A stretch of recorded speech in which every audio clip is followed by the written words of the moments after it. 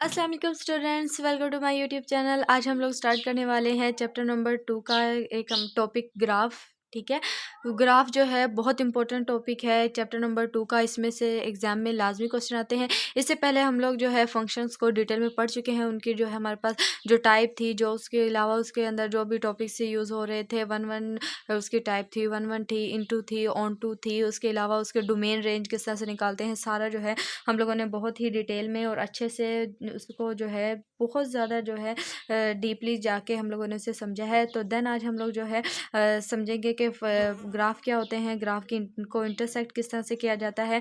सबसे पहले देखें, ग्राफ हमारे पास जो है दो वेरिएबल का कॉम्बिनेशन होता है। ठीक है, एक एक्स और वाई। ठीक है, एक हमारे पास एक्स होता है, एक वाई होता है। ठीक है, जब हम एक्स की और वाई की वैल्यूज़ को निकालते हैं, उन्हें ग्राफ के अंदर एक्स वाई प्लेन के अंदर पुट करते हैं। ठीक है, जब हम उसे डिनोट करते हैं, देन हमारे पास क्या होता है, जो है हमारे पास एक ग्राफ बन जाता है। ठीक है, एक हम जो है उन पॉइंट्स को जब हम आपस में मिला देते हैं, जब वो पॉइंट्स मिल जाते हैं, मीन वो जब इंटरसेक्ट हो जाते हैं, तो हमारे पास एक जो है कोई लाइन ड्रा हो जाती है, उसे हम लीनियर ग्राफ कहते हैं। अगर हमारे पास दो पॉइंट्स, दो लाइन जो है लीनियर लाइन जो है एक दूसरे से जो है मिल जाती हैं, उनके पॉइंट्स आपस में जो है कोलेबरेट करते हैं, तो देन वो हमारे पास जो है टू लीनियर फंक्शन का इंटरसेक्शन ग्राफ होता है। तो सबसे पहले देखिए, ग्राफ जो है बहुत इंपॉर्टेंट टॉपिक है। इसमें से हमारे पास जो है बोर्ड में एग्जाम में लाजमी क्वेश्चन कोई ना कोई आ जाता है। ठीक है, और जो है लाजमी आता है, शॉर्ट में भी लॉन्ग में भी। तो आप लोगों ने वीडियो को स्किप नहीं करना, लास्ट तक देखना है।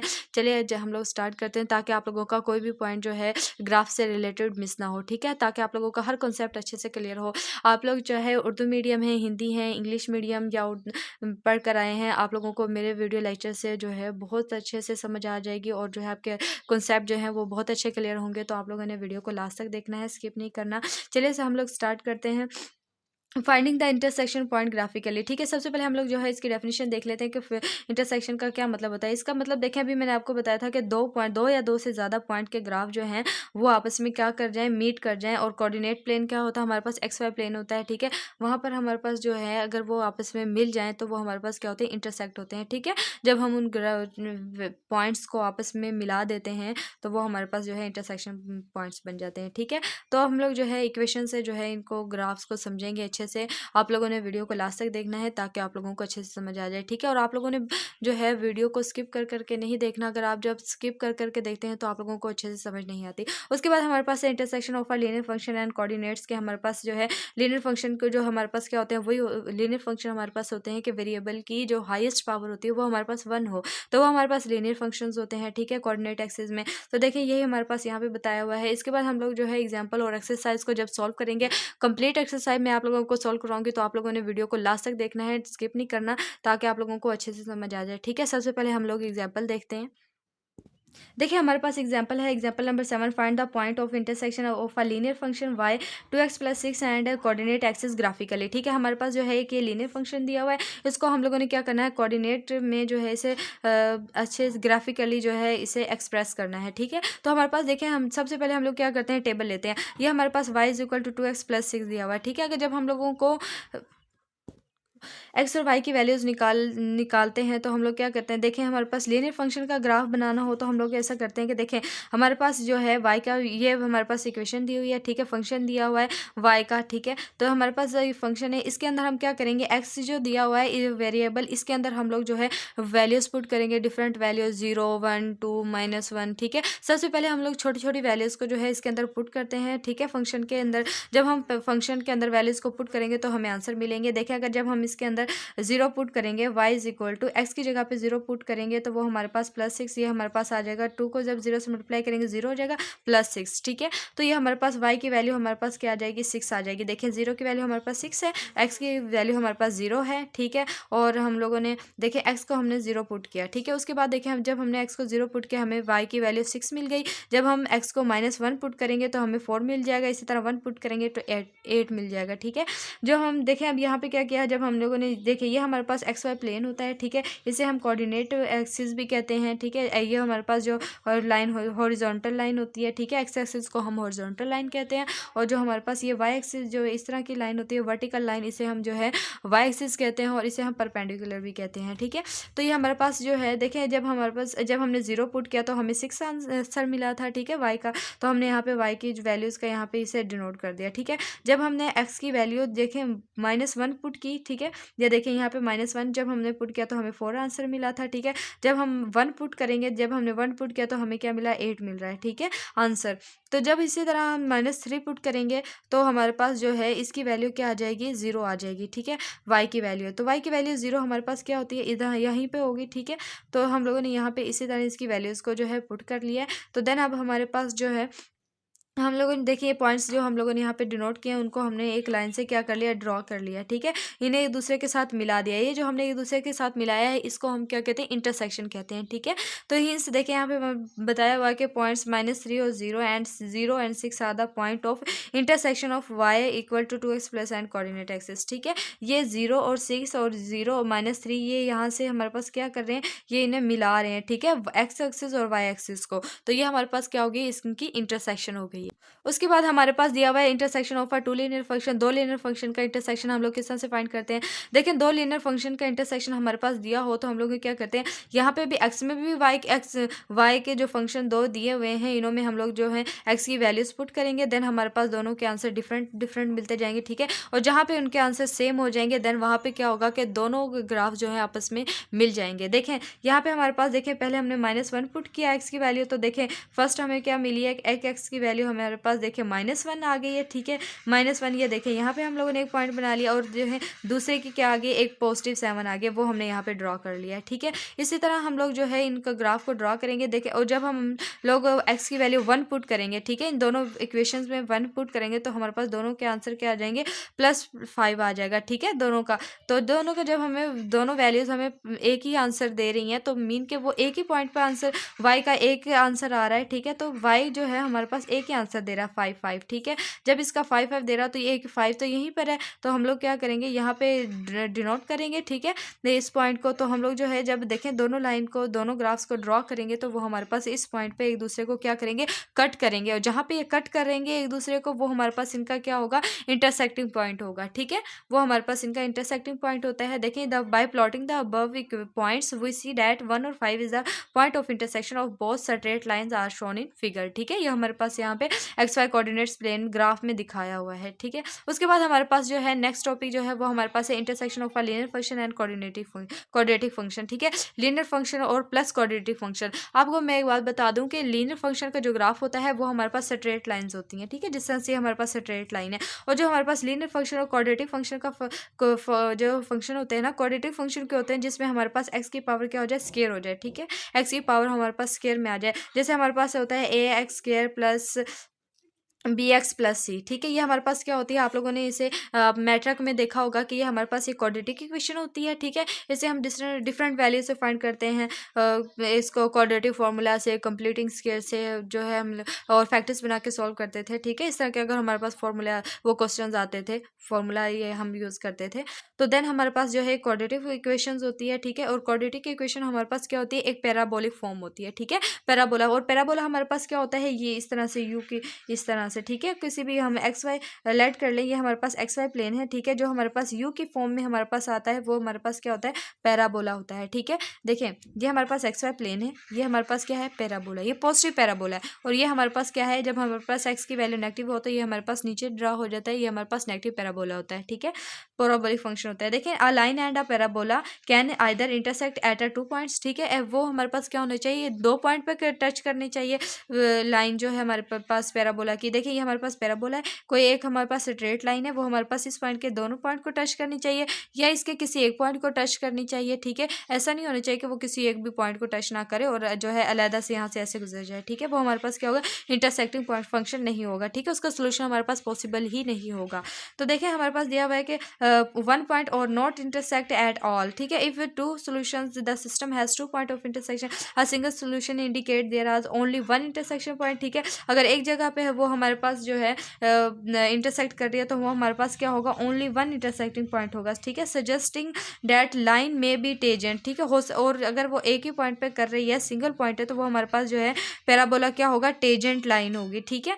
The solution if no exist, अगर वो सोल्यूशन एग्जिस्ट नहीं करेगा अगर हमारे पास वो किसी भी पॉइंट पर स्ट्रेट लाइन जो है पैराबोला को टच ना करे, ठीक है। ये हमारे पास क्वाड्रेटिक फॉर्मूला होता है। और जो क्वाड्रेटिक फंक्शन के जो ग्राफ्स होते हैं वो हमारे पास हमेशा यू की शक्ल में बनते हैं, ठीक है। जिस तरह से ये हमारे पास दिया हुआ है कि हमारे पास हमेशा उनके जो है वो फंक्शन इस तरह से बनते हैं, ठीक है, पैराबोलिक फॉर्म में क्वाड्रेटिक फंक्शंस जो होते हैं।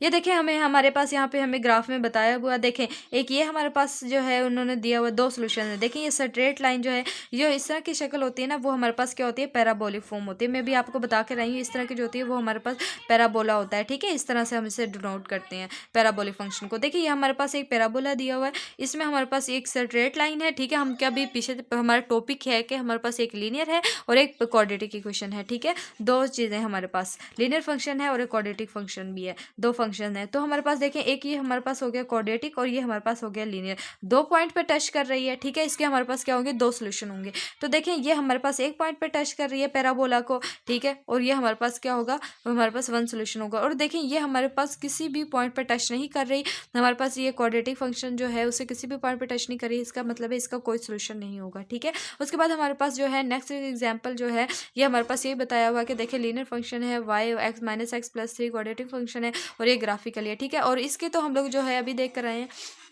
क्या, देखिए ये हमारे पास जो है एक लीनियर फंक्शन है और ये हमारे पास क्वाड्रेटिक फंक्शन की इक्वेशन है, ठीक है। ग्राफिकली हमने इसे रिप्रेजेंट करना है। तो हम देखें इसको, तो अभी हम लोग देखें पीछे आप हम लोगों ने लीनियर फंक्शन को देखा है कि इसके अंदर हम एक्स की वैल्यूज़ को पुट करते जाएंगे और हमारे पास जो है इसके आंसर मिलते जाएंगे वाई के, ठीक है।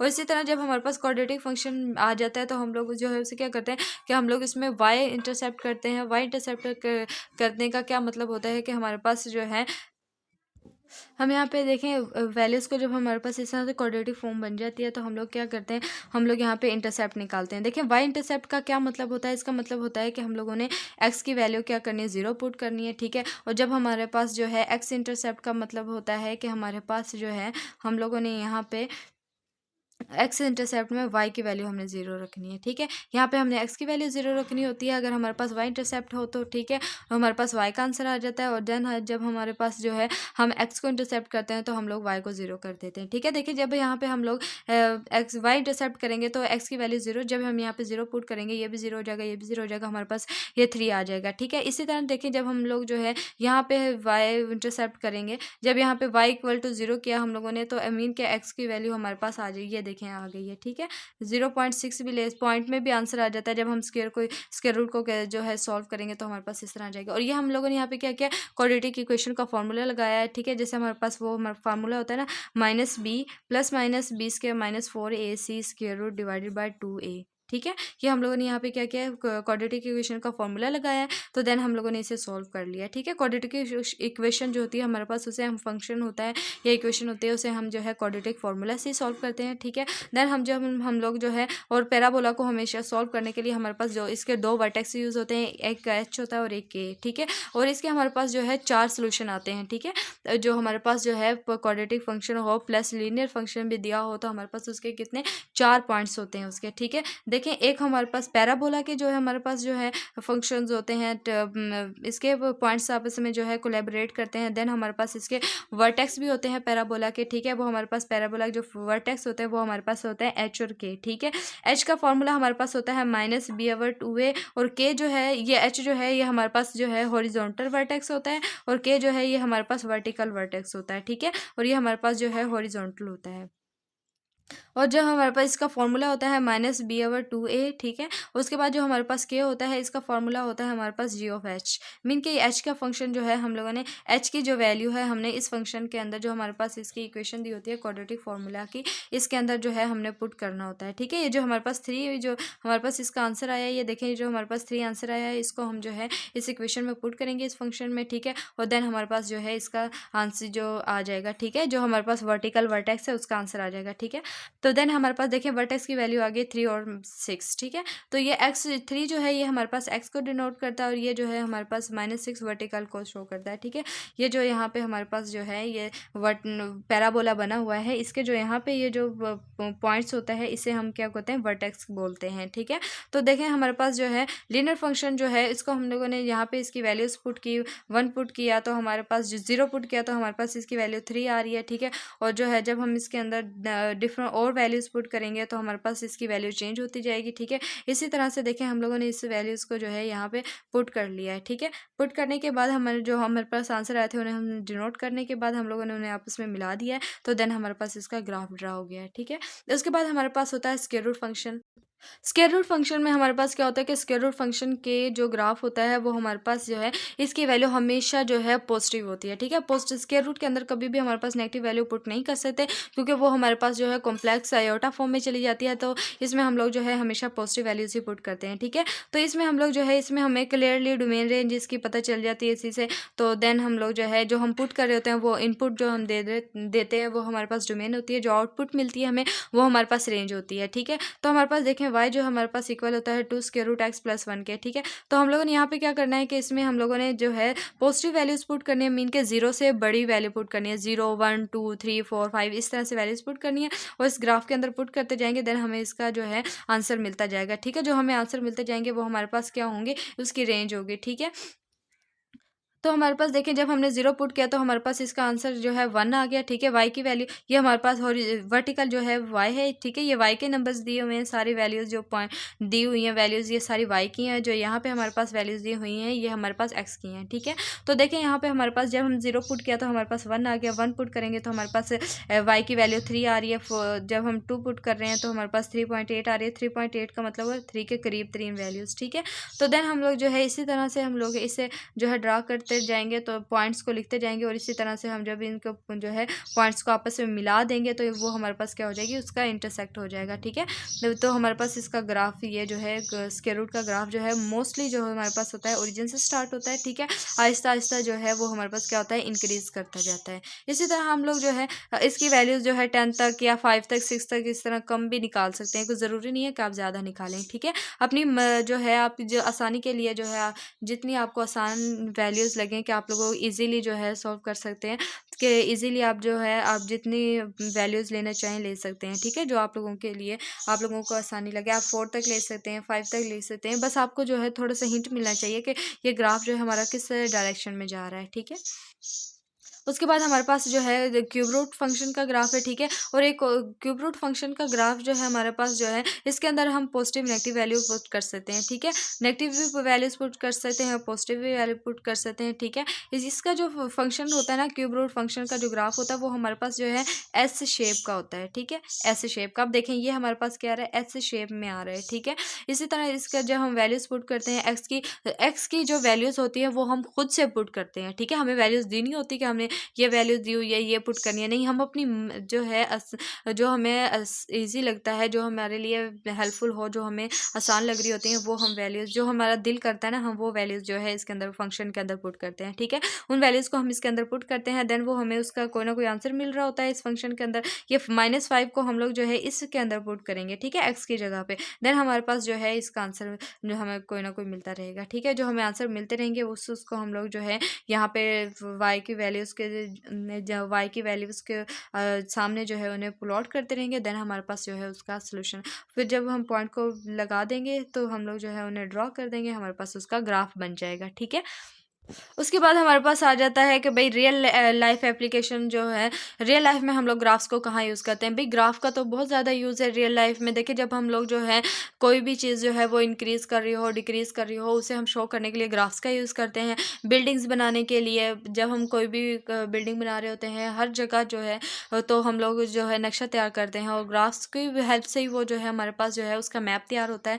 तो हमारे पास ग्राफ्स की जो है बहुत इंपॉर्टेंट जो है हमारे पास वो एप्लीकेशंस हैं रियल लाइफ में, हम लोग जो है डेली लाइफ ग्राफ्स को जो है बहुत ज़्यादा यूज़ कर रहे होते हैं। एंगल्स जो है हमारे पास जो है वो ग्राफ से बन रहे होते हैं, तो इसका तो जो है बहुत ज़्यादा यूज़ है। ठीक है, देखिए ग्रोथ एंड डिके, ग्रोथ का मतलब होता है चीज़ का इंक्रीज़ करना, बढ़ना। ठीक है, किसी भी क्वांटिटी का, साइज़ का जो है हम उसका बढ़ जाना, ठीक है, वो हमारे पास क्या होता है, वो हमारे पास ग्रोथ होता है। और किसी भी चीज़ का जो है कम हो जाना, वो हमारे पास क्या होता है, फाइनेंस जो है। डिके का मतलब होता है कि किसी भी चीज़ का कम होना। ठीक है, तो हमारे पास यहाँ पे जो है ये चीज़ बताई हुई है कि ग्रोथ और डिके क्या होता है, predicting long term stock prices के हमारे पास जो है मार्केट में स्टॉक प्राइसेस जो होते हैं उनका जो है बढ़ना, घटना, कम होना, तो जो है वो हमारे पास क्या होता है, वो हमारे पास जो है ग्राफ की हेल्प से ही हम लोग जो है उसे डिनोट करते हैं। ठीक है, वो समझते हैं। देखिए व्हेन जब हमारे पास जो है क्वांटिटी और साइज जो है इंक्रीज कर जाता है ओवर टाइम, टाइम के लिहाज से, ठीक है, विद रिस्पेक्ट टू टाइम वो हमारे पास इंक्रीज कर जाता है, तो वो हमारे पास क्या होता है, ग्रोथ होता है। ठीक है,